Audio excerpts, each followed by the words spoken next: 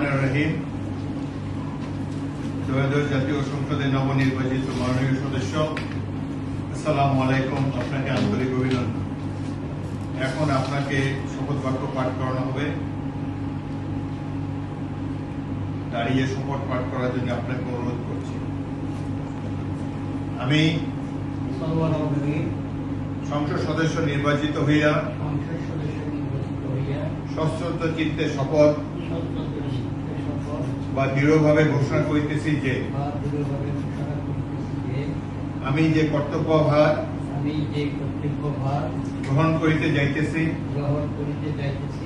তাহা আইন অনুযায়ী ও বিশ্বস্ততার সহিত পালন করিব। আমি বাংলাদেশের প্রতি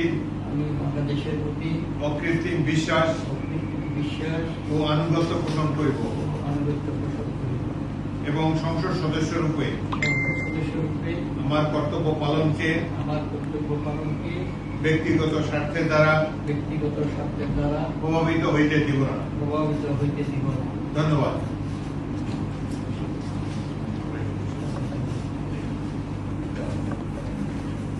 আপনাকে পরীক্ষা দিতে হবে। আমার হেফাজতের আমি